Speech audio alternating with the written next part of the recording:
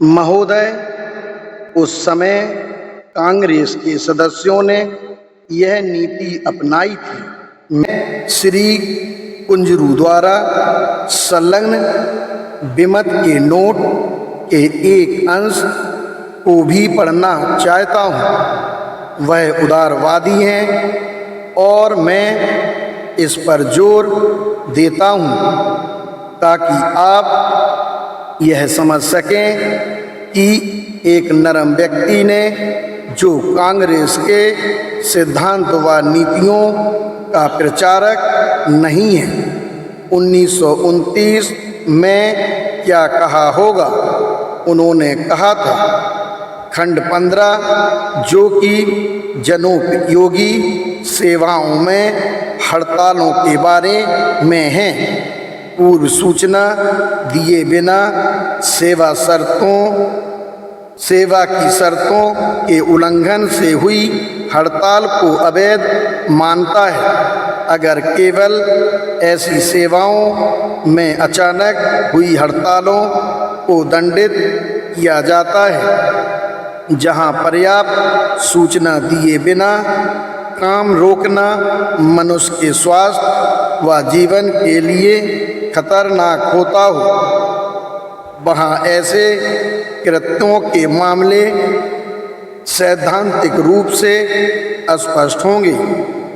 चाहे कानून को लागू करना कितना ही मुश्किल क्यों ना हो, लेकिन प्रवर समिति द्वारा उस प्रावधान के विलोपन के बावजूद जिसने सरकार को किसी भी सेवा को जनोपयोगी सेवा घोषित करने का विवेकाधार दिया था, जनोपयोगी सेवा की परिभाषा में अभी भी ऐसी सेवाएं सम्मिलित हैं जिनमें अकस्मात हड़तालों से चाहे कोई भी असुविधा क्यों ना हो, जीवन का खतरा नहीं हो सकता।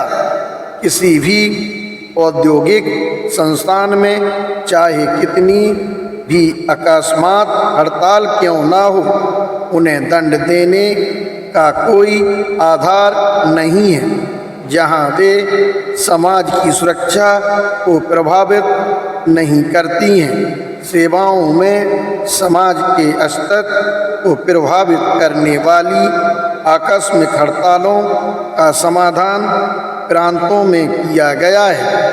हड़तालों के अलावा अगर अनुबंध का उल्लंघन किया गया है तो उस पर भारतीय दंड संहिता के अंतर्गत सख्ती से विचार किया जाए।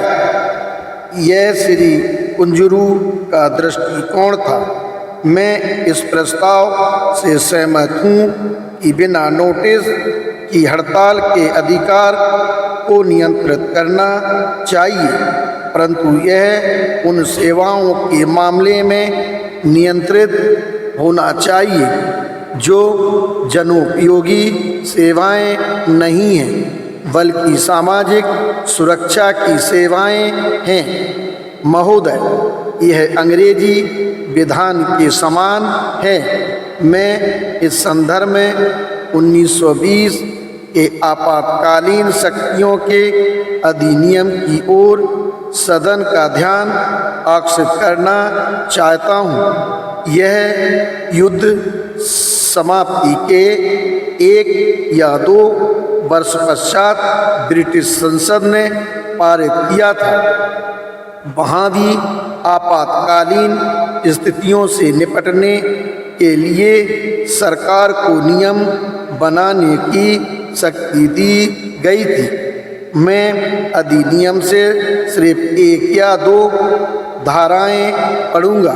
धारा 1 के अनुसार, अगर किसी भी समय महामहिम को यह लगे कि ऐसी कोई कार्रवाई की गई है या उस प्रकार से किसी व्यक्ति या व्यक्तियों के निकाय द्वारा तुरंत इतने व्यापक रूप में धमकी दी गई है जिससे कि यह समझा जा सके कि उससे आपूर्ति व वितरण में गड़बड़ी हो सकती है। मैं इन शब्दों की ओर सदन का ध्यान दिलाना चाहता हूँ।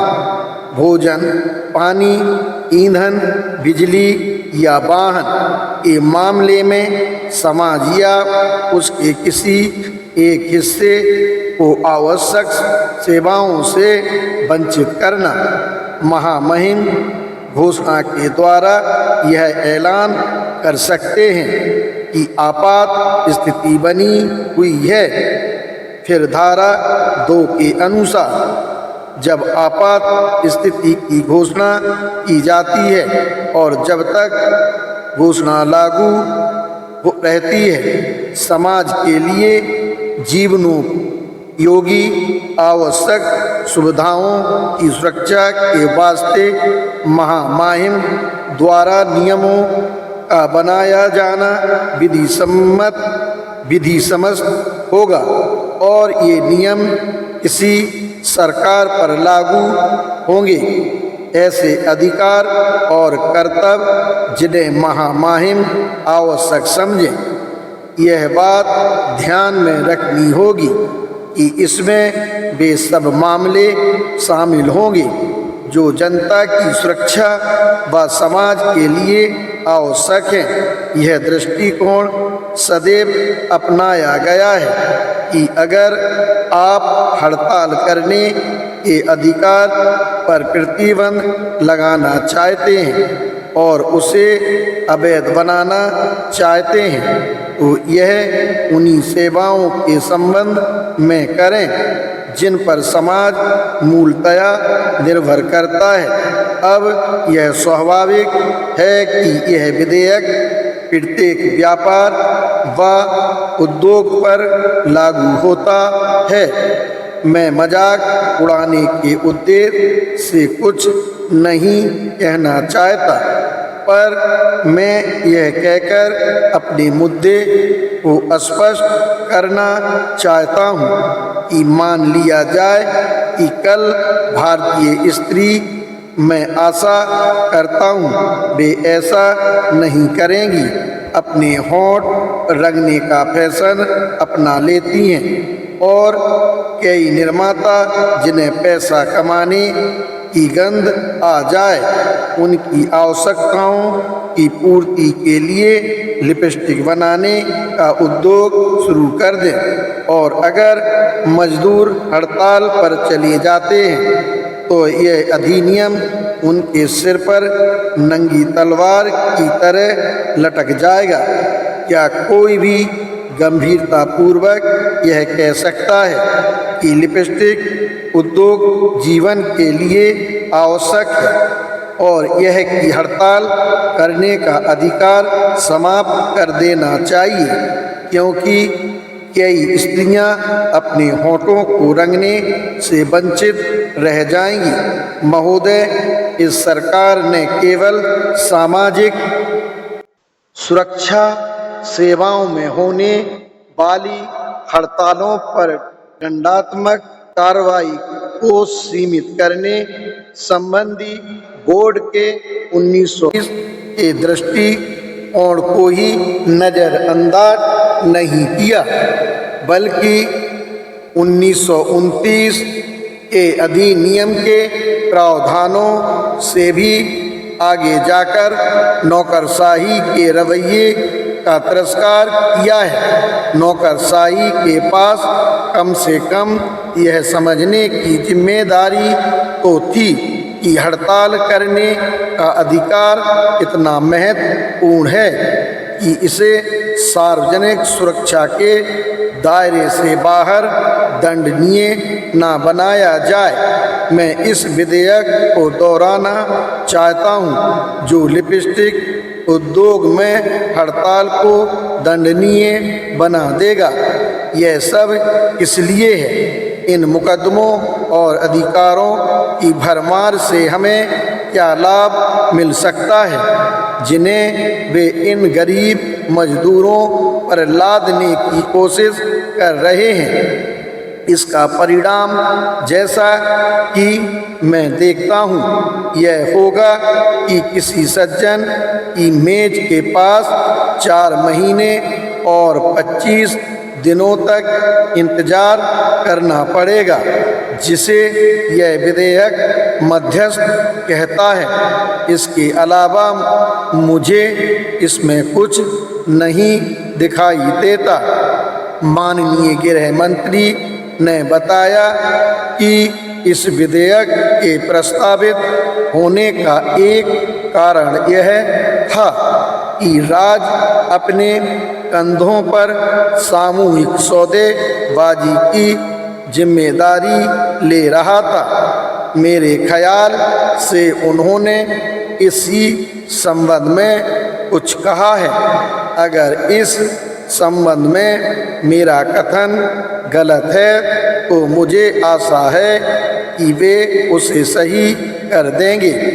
माननीय श्री के.एम. मुंशी नहीं, उसे सामूहिक सौदेबाजी की जिम्मेदारी लेने के लिए नहीं बल्कि उसे विनियमित करने के लिए कहा है। डॉक्टर भीमराव अंबेडकर सामूहिक सौदेबाजी को नियमित करते हुए मैं बिल्कुल स्पष्ट बात करूंगा। इन नियंत्रणों का क्या फायदा है? दीवानी प्रक्रिया संहिता में अनेक अधिनियम हैं। क्या वादी उनमें रुचि रखता है? वादी अपने मुकदमे के परिणाम के प्रति ज़्यादा दिलचस्पी रखता है। इन समस्त औपचारिकताओं, प्रावधानों व प्रक्रियाओं के होते हुए इसे नोटिस देना है। नोटिस देने के बाद क्या होगा? किसको लिखित वक्तव्य व अन्य चीज़ों का प्रारूप तैयार करना होगा। भूखे मजदूर को उसमें जरा भी रुचि नहीं है। माननीय श्री के.एम. मुंशी, इसलिए दीवानी प्रक्रिया संहिता को रद्द कर दिया जाए। डॉक्टर भीमराव अंबेडकर, मैं ऐसा कुछ नहीं कहता। मैं यह कह रहा हूँ कि जितने भी प्रावधान उनके पास हैं उनका समर्थन इन्हें कर देना चाहिए था। अगर उनके पास साहस होता और उन्होंने यह कहा होता, हम अनिवार्य रूप से मध्यस्थ द्वारा उन्हें सुलझाएंगे, चाहे कोई सहमत हो या ना हो। व्यवधान: मैं सहमत होता हूँ या नहीं यह अन्य मामला है। अगर आपने ऐसा दृष्टिकोण अपनाया होता तो मैं निश्चित रूप से उसे समझ जाता, क्योंकि तब स्थिति यह होती कि 4 महीने व 25 दिनों की समाप्ति के पश्चात आप कुछ ठोस परिणामों के प्रति सुनिश्चित होते। एक माननीय सदस्य, यह दैनिक मजदूरों के लिए दास्तां होती। डॉक्टर भीमराव अंबेडकर, आप इस विधेयक पर काफ़ी कह चुके हैं और इस संबंध में आगे कुछ और कहकर आपको लज्जित होने की जरूरत नहीं। व्यवधान: माननीय अध्यक्ष, शांत। डॉक्टर भीमराव अंबेडकर महोदय, यह सब इसलिए है, दोनों पक्षों के सहमत होने पर आपको अनेक अवस्थाओं, रजिस्ट्रार, मध्यस्थ और मध्यस्थों की समिति से गुजरना पड़ता है। यह एक ऐसा मामला है कि किसी सदाशय वाले महानुभाव के पास जाया जाए जो विभिन्न लोगों से मधुर वार्तालाप करे और ऐसा अच्छा वातावरण तैयार कर दे जो गुड़ बेशक ना दे, गुड़ जैसी बातें करे। मुझे इसमें कोई तुक नजर नहीं आती। मेरे विचार में यह बेअर्थ है, नितांत अखारत, जिसका कोई ठोस परिणाम ना निकलता हो। एकमात्र ठोस परिणाम यह होगा कि यह 4 महीने 25 दिनों की टरकाऊ खींचातान मजदूर को आखिरकार हड़ताल करने में असमर्थ कर देगी। फिर से मैं इस सदन का ध्यान उस विसंगति की ओर दिलाना चाहता हूँ जो 1934 के बम्बई अधिनियम और वर्तमान विधेयक के बीच है। महोदय, जब 1934 का विधेयक तैयार हो रहा था तब यह सुझाव दिया गया कि समझौते की अवधि के दौरान हड़ताल पर प्रतिबंध लगा दिया जाए। इसे अमल में लाने का प्रस्ताव था, लेकिन माननीय रॉबर्ट बेल ने इस प्रस्ताव को रद्द कर दिया।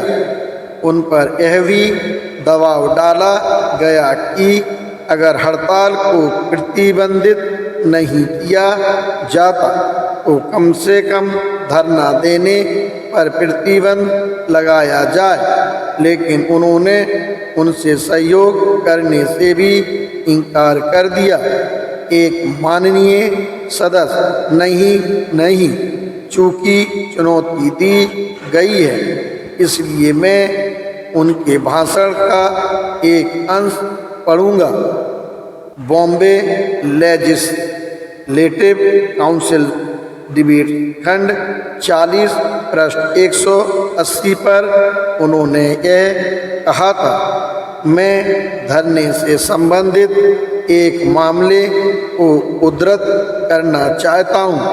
खंड 15 में आप देखेंगे कि धरना रोकने के लिए समझौते की प्रक्रिया के बारे में एक उपबंध है और किसी व्यक्ति को उत्पीड़ित करने पर भी प्रतिबंध है, जिससे उन्हें समझौते की प्रक्रिया के दौरान ऐसे कृत्य या कारोबार से संबंधित अपना दैनिक कार्य या व्यवसाय करने से रोका जा सके। अन्य शब्दों में, समझौते की प्रक्रिया शुरू होने के पश्चात सरकार का यह इरादा था कि मिल में धरने की स्वीकृति नहीं देनी चाहिए। यहाँ तक कि अगर कोई हड़ताल पहले ही चल रही है तो यह इरादा था कि मिल के परिसर में चलने वाले धरनों को रोक दिया जाए। अगर दोनों पक्ष फैसले का इरादा रखते हैं तो यह माना जाएगा कि यही वांछनीय तरीका है। दूसरी तरफ कर्मचारियों द्वारा मिल की तालाबंदी करने पर उनके विरुद्ध कोई निषेध नहीं है। कई क्षेत्रों में यह माना गया कि धरना देने का अधिकार एक पवित्र अधिकार की तरह है, इसलिए सावधानी पूर्वक विचार करने के बाद हमने खंड 15 में उल्लिखित शब्दों को छोड़ देने के लिए एक संशोधन प्रस्तावित करने का निश्चय किया है, जिससे मिल के फाटक के सामने धरना देने पर रोक लगाई जा सकेगी। यह स्थिति उन्होंने अपनाई थी और महोदय, मैं गंभीरतापूर्वक यह दावा करता हूँ कि अगर हड़ताली को समझौता करने की छूट हो तो ज़्यादा उचित होगा। मेरे ख्याल से यह ऐसा पहलू है पर बिल्कुल भी विचार नहीं किया गया है। एक मालिक क्यों समझौता करेगा जबकि वह जानता है कि उसके पास अपनी शक्तियों को सक्रिय करने के लिए 4 महीने 25 दिन का समय है और वह यह जानता है कि 4 महीने 25 दिन के अंदर कोई भी मजदूर सक्रिय नहीं हो सकता, कोई मजदूर तैयार नहीं हो सकता। और जब कि वह यह भी जानता है कि जिस अवधि के दौरान हड़ताल होनी है उसमें केवल 2 महीने के भीतर ही हड़ताल कर सकते हैं, वहाँ कोई लाभ नहीं है, कोई दबाव नहीं है, मालिक की कोई रुचि नहीं है। ऐसी परिस्थितियों में शर्तों पर आते हुए अगर विधेयक के माननीय प्रस्तावक का यह विचार और उद्देश्य हो कि इस समझौते की कार्यप्रणाली फले फूले और किसी ऐसी ठोस अच्छाई के रूप में सामने आए जो दोनों पक्षों को मंजूर हो, तब मैं निवेदन करूंगा कि उचित प्रक्रिया यही है कि माननीय रॉबर्ट बेल द्वारा अपनाई गई प्रक्रिया को लागू किया जाए, यानी कि यह हड़ताल होने दी जाए। दूसरे शब्दों में वर्तमान विधेयक के प्रावधानों को कायम रखा जाए। महोदय, लेकिन यहाँ सरकार उस दृष्टिकोण को अपनाने के लिए तैयार नहीं है जो कि अधिकारियों द्वारा अपनाया गया है। अधिकारियों द्वारा अपनाया गया दृष्टिकोण यह था कि हड़ताल को रोकने की आवश्यकता नहीं है, जबकि एक लोकप्रिय सरकार जो श्रमिकों के वोट पर चुने जाने का दावा करती है उस दृष्टिकोण का समर्थन नहीं करती जो उसके अधिकारियों द्वारा अपनाया गया है। उसकी ना तो मजदूर में रुचि है, ना ही देश के कल्याण में।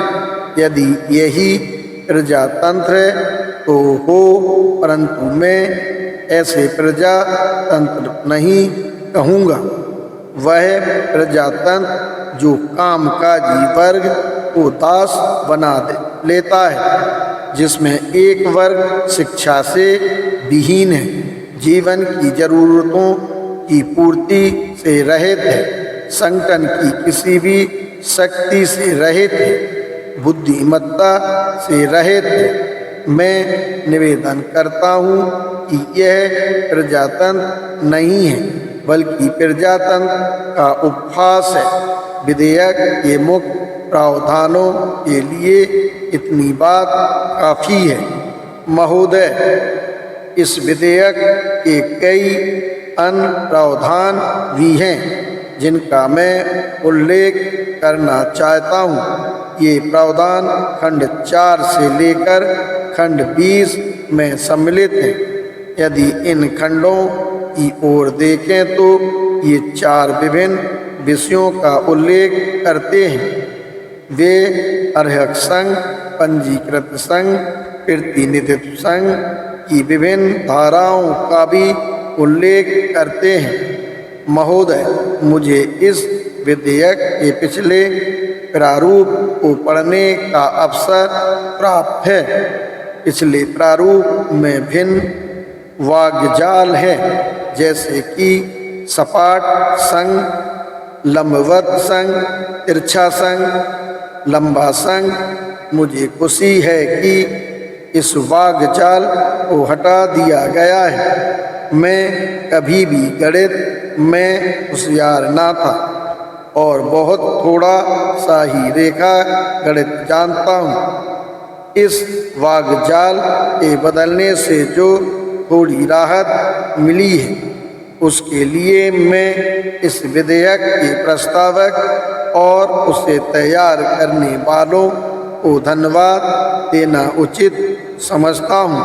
दूसरी बात जिसका इन खंडों में उल्लेख है, इन संघों के विभिन्न वर्गों के पंजीकरण से संबंधित अवधि और शर्तों एवं प्रक्रियाओं से संबंधित है।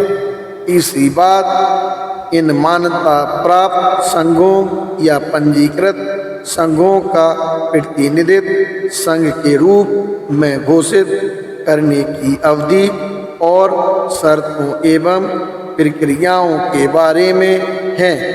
और चौथी बात प्रतिनिधित्व संघ के रूप में संघ के पंजीकरण के लिए शर्तों और उसकी घोषणा को रद्द करने के संबंध में है।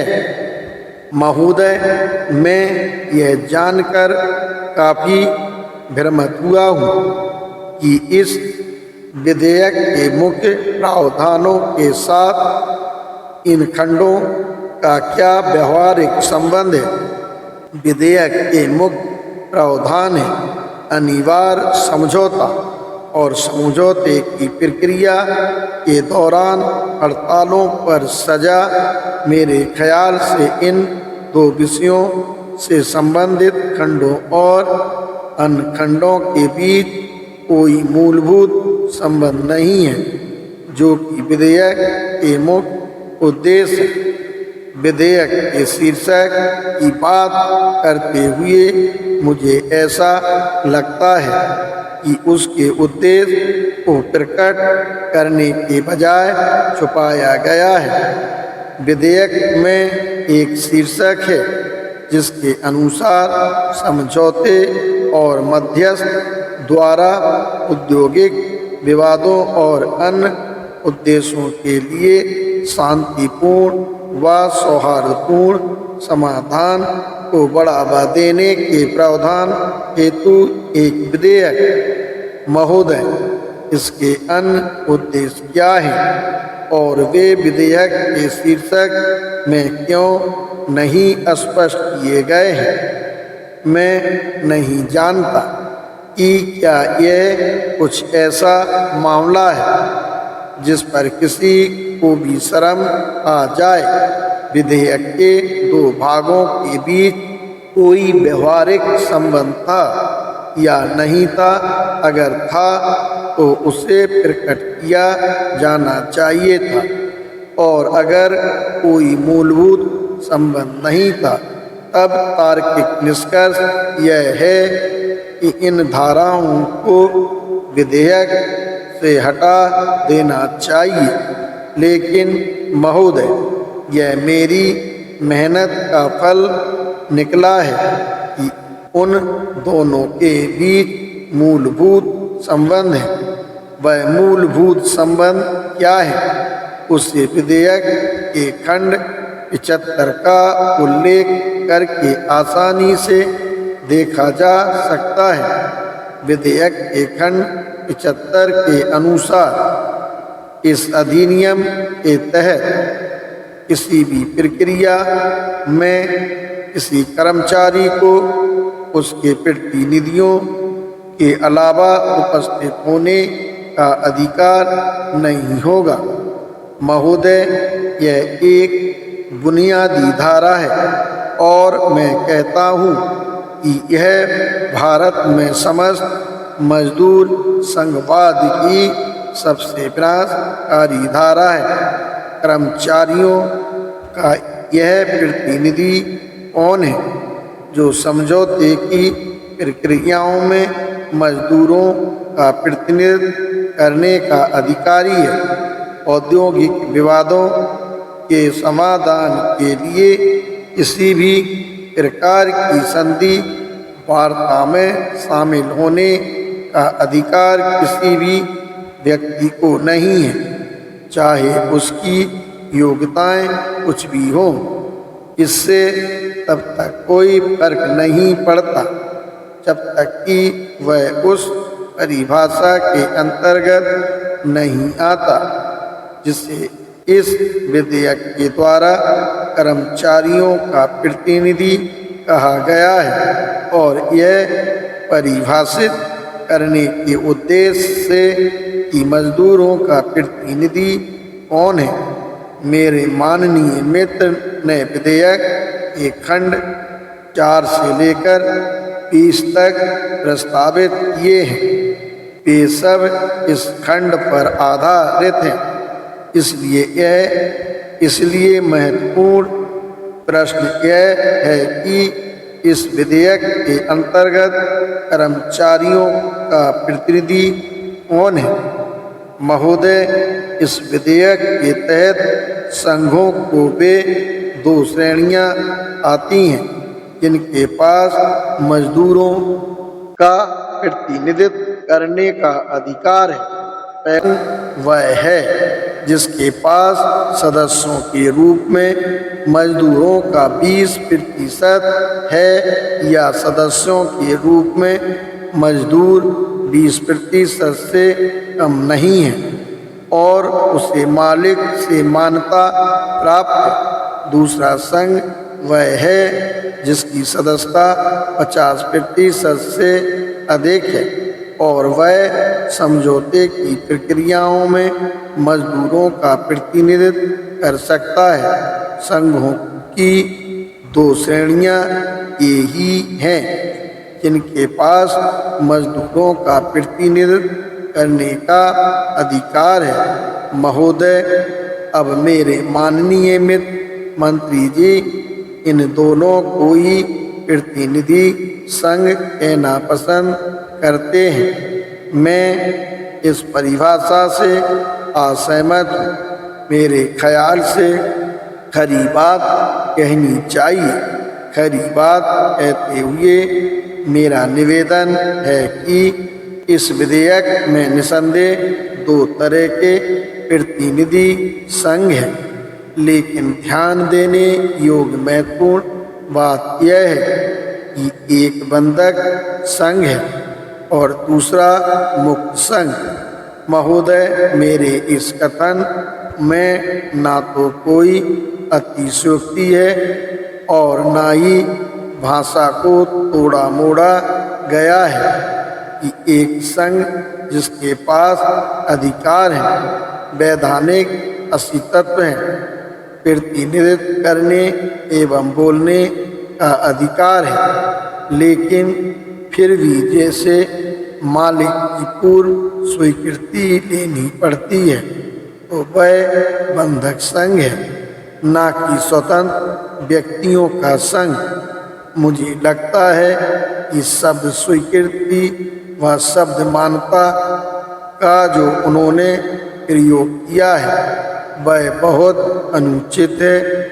इसकी उचित परिभाषा होगी कर्मचारियों द्वारा स्वीकृत संघ, जैसे कि हमने साधारण शब्द में देखा, जिसकी हमें मंजूरी देने के लिए कहा गया था। महोदय, अब जो बात मैं समझ नहीं पा रहा हूँ और जिसे मेरे माननीय मित्र मुझे समझाएंगे, वह यह है कि उन्होंने इस विधेयक में किसी संघ को प्रतिनिधित्व का अधिकार देने के लिए पंजीकरण की ऐसी शर्तें क्यों रखी हैं। मैं विधेयक में इन प्रावधानों को समझने में बहुत कठिनाई महसूस कर रहा हूँ। महोदय, प्रावधान का वर्तमान स्वरूप यह है कि 1926 में भारत सरकार ने श्रमिक संघ अधिनियम पारित किया था, जिसे बाद में श्रमिक संघ अधिनियम कहा गया। यह विधेयक उस अधिनियम को रद्द नहीं करता है, वस्तुतः वह अधिनियम कायम है और आगे यह विधेयक इस बात पर जोर देता है कि इसके प्रावधानों के अंतर्गत किसी संघ का पंजीकरण होने से पहले उसका अधिनियम के अंतर्गत पंजीकरण होना आवश्यक है। इस विधेयक में दी गई संघ की परिभाषा से यह स्पष्ट है। मैं भी सदन को बताऊंगा कि ऐसा क्यों किया गया। मुझे लगता है इसके पीछे कोई इरादा है। इसलिए स्थिति यह है कि किसी संघ के पास दोहरा पंजीकरण होना चाहिए। एक तो 1926 के अधिनियम के तहत पंजीकरण तथा दूसरा नए अधिनियम के अंतर्गत पंजीकरण। मुझे ऐसा लगता है कि अगर मैं उन लाभों का उल्लेख करूं जो 1926 के अधिनियम के अंतर्गत पंजीकरण संघ को मिले हैं, तो बेहतर होगा कि हम यह जान सकें कि यह विधेयक और अधिक क्या देता है, या क्या वह ऐसा कुछ है जिसे विधेयक छीन लेता है। 1926 के अधिनियम के अंतर्गत संघ के पंजीकरण के ये परिणाम हैं। संघ मुकदमा दायर करने और नालिश करवाने के अधिकार के साथ निगम बन जाता है। निगम के रूप में उसके पास निश्चित रूप से अपने सदस्यों का प्रतिनिधित्व करने का अधिकार है। अन्यथा एक निगम के अस्तित्व का कोई अर्थ नहीं है। दूसरे, जैसा कि सदन महसूस करेगा, भारत सरकार के 1935 के अधिनियम के अंतर्गत ऐसा प्रावधान है कि 1926 के अधिनियम के तहत पंजीकृत संघ राजनीतिक प्रतिनिधित्व का अधिकार प्राप्त कर लेता है। यानी कि अधिनियम 1926 के अंतर्गत पंजीकृत संघ इस सदन के लिए सदस्य चुन सकता है और इस सदन में ऐसे माननीय सदस्य हैं जो इस तथ्य की गवाही देंगे। उसी तरह 1926 के अधिनियम के अंतर्गत पंजीकृत संघ के सदस्यों के पास बम्बई नगर पालिका में प्रतिनिधि भेजने का अधिकार है। महोदय, अब यह प्रश्न उठता है कि अगर 1926 के अधिनियम के अंतर्गत पंजीकरण संघ को प्रतिनिधित्व का अधिकार मिलता है, तो इस विधेयक के अंतर्गत और पंजीकरण कराने की क्या आवश्यकता है। अगर 1924 के अधिनियम के तहत पंजीकृत संघ इस सदन में बोलने के लिए और इस सदन में मत देने के लिए संपूर्ण मजदूर निकाय के सदस्यों को प्रतिनिधियों के रूप में भेजने में समर्थ है, तो इस विधेयक के अंतर्गत पंजीकरण करने की क्या आवश्यकता है। मैं इस प्रश्न का उत्तर बाद में चाहूँगा। विधेयक जो करता है वह बहुत ही विचित्र बात है जिसको मैं समझ नहीं पाया हूँ। 1926 के अधिनियम के अंतर्गत पंजीकृत संघ सदन के तहत स्थिति की विसंगति को महसूस नहीं कर सकता। 1926 के अधिनियम के तहत पंजीकृत संघ विधानमंडल में मजदूरों का प्रतिनिधित्व करने में काफी सक्षम है। वह विधेयक के तहत समझौता अधिकारी के समक्ष मजदूरों का प्रतिनिधित्व करने में सक्षम क्यों नहीं है। फिर यह विसंगति क्यों है। विधेयक मात्र विसंगति ही पैदा नहीं करता, बल्कि वह 1926 के अधिनियम के अंतर्गत पंजीकृत संघों के विशेषाधिकारों का हनन भी करता है।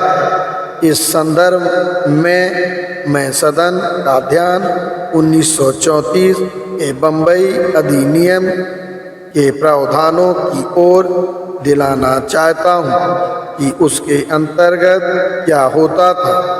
जब समझौते की प्रक्रियाएं शुरू हुई, वे सदस्य जो इस अधिनियम के प्रावधान जानते हैं, जिन्हें याद होगा कि धारा 9 के तहत मजदूरों का प्रतिनिधित्व नुमाइंदों द्वारा हुआ था। इस अधिनियम का यही प्रावधान था। धारा 9 के ये शब्द धारा 8 के तहत नोटिस मिलने पर औद्योगिक विवादों में भाग लेने वाले नोटिस में दिए समय के अंदर या इस ओर से समझौता अधिकारी द्वारा तय किए गए समय में प्रतिनिधियों को इस ढंग से नियुक्त कर सकते हैं जैसा कि समझौता अधिकारी निर्देश दें। इसलिए 1934 के अधिनियम के अंतर्गत समझौते की प्रक्रिया में प्रतिनिधियों द्वारा मजदूरों का प्रतिनिधित्व किया गया। इन प्रतिनिधियों का चुनाव कैसे हुआ? 1934 के अधिनियम के तहत समझौता अधिकारी के समक्ष मजदूर का प्रतिनिधित्व करने वाले इन प्रतिनिधियों का चयन करने के अधिकारी कौन थे?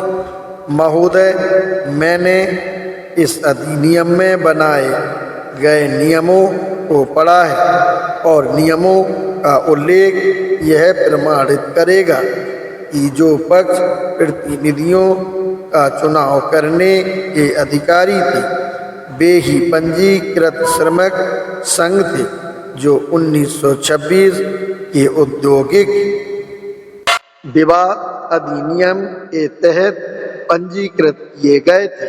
यह 1934 के बम्बई अधिनियम के अंतर्गत नियमों के नियम संख्या 3 में प्रस्तावित है।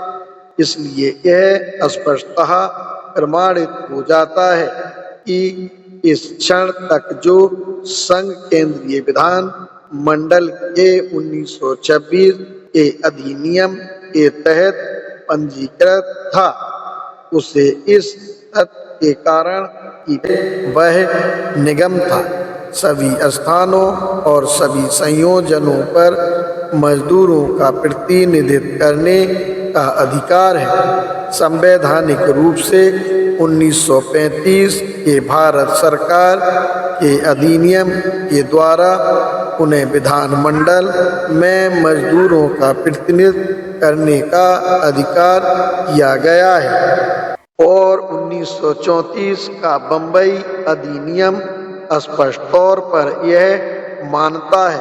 उस अधिनियम के अंतर्गत पंजीकृत श्रमिक संघ यानी 1934 का बम्बई अधिनियम समझौता अधिकारी के सामने प्रतिनिधि भेजने का एकमात्र अधिकारी निकाय है। महोदय, मेरी पहली शिकायत यह है कि यह विधेयक एक मूल्यवान अधिकार छीन लेता है जो संघ के पास था और उसे इसको देता है। यह उसे बंधक संघ को देता है, जैसा कि मैं अभी बताने वाला हूँ। अगर यह स्वतंत्र संघ को दिया जाता तो मुझे बुरा नहीं लगता। महोदय, फिर ऐसा क्यों हुआ, यह समझने के लिए एक आवश्यक मुद्रा है। ऐसा क्यों है कि इस विधेयक के अंतर्गत पंजीकृत संघ को 1926 के केंद्रीय अधिनियम के तहत भी पंजीकरण कराने की आवश्यकता है। महोदय, यह और कुछ नहीं बल्कि राजनीतिक या आर्थिक लाभ पाना है। जैसा कि अमेरिकावासी कहते हैं, मेरे माननीय मित्र चाहते हैं कि इस विधेयक के तहत बने संघों को न सिर्फ समझौता अधिकारियों के समक्ष प्रतिनिधित्व करने का अधिकार मिले, बल्कि वह उस राजनीतिक प्रतिनिधित्व को भी आसानी से रौंद डाले जो कि 1926 के अधिनियम के अंतर्गत पंजीकृत संघ को मिला है। यह हड़प करने की नीति है और यह सब राजनीतिक व आर्थिक शक्तियों की बंदरबाट इसके फायदे के लिए है। मैं फिर कहता हूँ कि यह बंधक संघों के लिए है। निसंदेह अगर मेरे माननीय मित्र सोचते हैं कि मालिक की अनुमति के सिद्धांत पर आधारित संघवाद में कुछ गलत नहीं है तो मेरा कोई झगड़ा नहीं है। यह उनके जीवन का दर्शन है, ना कि मेरे जीवन का। अगर वह सोचते हैं कि एक व्यक्ति जो कि दास बना हुआ है वह मुक्त व्यक्ति है तो यह उनका दृष्टिकोण है। अगर वह सोचते हैं कि उद्योग में शांति रहे इसलिए कर्मचारी को अपने मालिक से बंधा रहना चाहिए तो यह भी उन्हीं को सोचना है। इसमें मेरा कोई झगड़ा नहीं है, लेकिन अपने लिए मैं उस स्थिति को जानने के लिए तैयार नहीं हूँ। हम केवल मात्र शांति नहीं चाहते और फिर मैं उस तरह की शांति को नकारता हूँ जैसे कि हमने चाही है। श्री SV पारुलेकर सही है। निश्चित रूप से यह उस आदमी की शांति है जिसका पेट भरा हुआ है और जिसकी तोंद फूली हुई है। मुझे उस तरह की शांति नहीं चाहिए।